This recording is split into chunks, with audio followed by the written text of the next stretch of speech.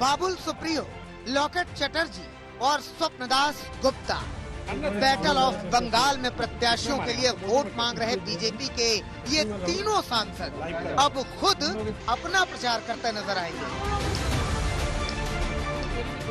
BJP ने आज बंगाल में उम्मीदवारों की दूसरी लिस्ट जारी की और इन तीनों सांसदों को चुनावी मैदान में उतार दिया। बीजेपी ने बाबुल सुप्रियो को टॉलीगंज, लॉकेट चटर्जी को चुनचुरा और राज्यसभा सांसद स्वप्नदास गुप्ता को तारकेश्वर सीट से उम्मीदवार बनाया है। फेमस जिसे गायक कहते हैं, उसी के साथ साथ अभी केंद्रीय मंत्री श्री बाबुल सुप्रियो जी चुनाव लड़ेंगे चंडी ताला से। Locket Chatterjee member of parliament, वह चुनाव लड़ेंगी चुचुरा से। Shri स्वपनदास Gupta, eminent academician, journalist also, Sri Swapan Das Gupta will contest from Tarkeshwar. विधानसभा चुनाव में प्रत्याशी के तौर पर नाम के ऐलान के बाद स्वप्नदास गुप्ता ने कहा कि बंगाल के राजनीतिक परिवर्तन का भागीदार बनना उनके लिए बड़ी जिम्मेदारी है। आज भाजपा पश्चिम बंगाल में एक जगह में आया है जहां एक महान एक परिवर्तन सामने देख रहे हैं लोग, उसीलिए उत्साहित है। एक बड़ा दायित्व है ये, सामने दिन में हम छोटा रूप में तारकेश्वर में ये करेंगे। देखिए, जितना बड़ा चैलेंज उतना ज्यादा मोटिवेशन, मैं इसी तरीके से देखता हूँ। टॉलीगंज में मुझे जो दायित्व दिया गया है, मैं पूरी तरीके से पूरी ऊर्जा के साथ लड़ूंगा और डेफिनेटली कॉन्फिडेंटली कह रहा हूँ कि ये सीट जीत के मैं अपने पार्टी के लिए ये सीट मैं जीत के दिखाऊंगा। अस्पताल से छुट्टी मिलने के बाद ममता बनर्जी आज दोबारा लोगों के बीच पहुंच गई। ममता व्हील चेयर पर जरूर थी, मगर उनका अंदाज बेहद आक्रामक था। व्हील चेयर से मार्च करके ममता ने बता दिया कि बंगाल में बीजेपी के लिए चुनावी लड़ाई आसान नहीं है।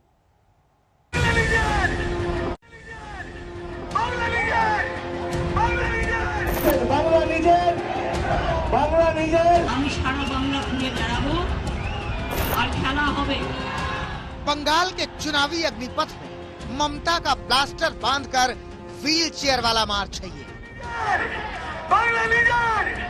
इन तस्वीरों में वो जिद है, वो जुनून है और वो जज्बा है जिसके लिए ममता बनर्जी जानी पहचानी जाती हैं।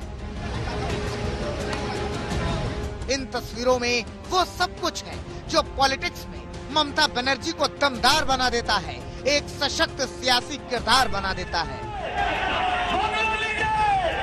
और जिसके दम पर दीदी बंगाल में बीजेपी के खिलाफ मोर्चा संभाले हुए हैं। चोट के बाद अस्पताल से निकले 2 दिन ही हुए थे कि व्हील चेयर पर बैठकर ममता बनर्जी ने फिर से बंगाल में बीजेपी को हराने का दम भर दिया। আমি শুধু আপনাদের কাছে এটুকুই বলবো, আমার জীবনে অনেক আঘাত, অনেক প্রত্যাঘাতের মধ্যে দিয়ে, অনেক লড়াইয়ের মধ্যে দিয়ে আমি পেরিয়ে এসেছি, কিন্তু আই নেভার বাউ ডাউন মাই হেড। কিন্তু ডক্টর 15 দিন বেড রেস্ট নিতে বলেছিলেন, কিন্তু আমি যদি বেড রেস্ট নিই তাহলে বাংলায় মানুষের কাছে পৌঁছবে কে? আর তাহলে তো যারা পরিকল্পনা করে, যারা চক্রান্ত করে, তারা সাকসেসফুল হয়ে যাবে। আমাকে বেরোতেই হবে, আমাকে ভরসা রাখুন। আমি আবার বলছি, আমি হুইল চেয়ারে ভাঙা পায়ে আমি সারা বাংলা ঘুরে বেড়াবো আর খেলা হবে। মনে রাখবেন, নিহত বাঘের থেকেও आहत बाघ आरो भयंकर। व्हील चेयर पर अपने इस सियासी सफर के जरिए उन्होंने विरोधियों को साफ संदेश देने की कोशिश की कि बंगाल की जंग में पैर में लगी चोट उनका रास्ता नहीं रोक सकती। ममता का रोड शो दक्षिण कोलकाता पार्क स्ट्रीट से शुरू हुआ और हजरा तक चला। महात्मा गांधी की प्रतिमा के पास बने स्पेशल स्टेज से जैसे ही ममता आगे बढ़ी, टीएमसी कार्यकर्ता जोश से भर गए। पदयात्रा शुरू हो गई। हम सोच रहे थे कि शायद वो मंच पे जाए और कुछ कहे, लेकिन वो मंच पे नहीं गई और सीधा उनको बाहर लेके आया गया है। मैं देख सकता हूँ आगे एम्बुलेंस भी रखा गया है। मीडिया का जवाब आप देख सकते हैं, भीड़ देख सकते हैं और जो तृणमूल समर्थक है उनके उत्साह भी आप खासा देख सकते हैं। भगदड़ जैसी मच गई है और यही होता है, ममता बनर्जी जब भी कहीं पे जाती है तो भीड़ उभर के आती है। इस तरह से भगदड़ आप देख सकते हैं। जो पुलिस कर्मियां हैं वो किस तरह से रस्सी लगा रही है।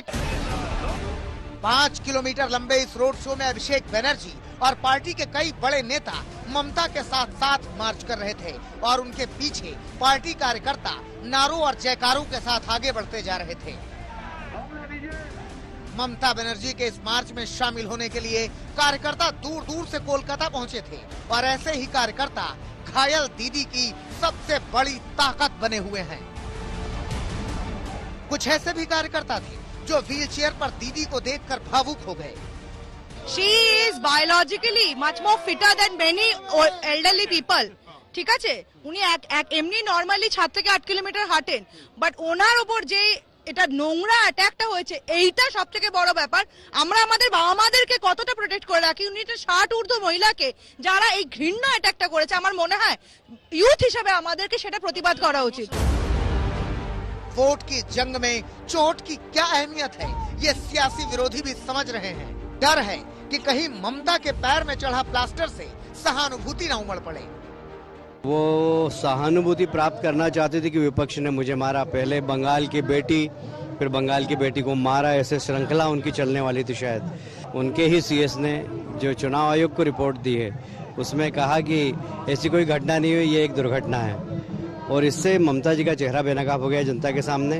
अब वो भले ही चेयर पर बैठकर, व्हील चेयर पर बैठकर सहानुभूति प्राप्त करने के लिए जनता के बीच में जाए, पर ऐसे कॉन्फ्रेंसी करने से सहानुभूति नहीं मिलती। व्हील चेयर पर दीदी का ये सियासी सफर अभी और आगे बढ़ने वाला है और इसके लिए 3 दिनों में 3 रैली का मेगा प्लान तैयार किया गया है।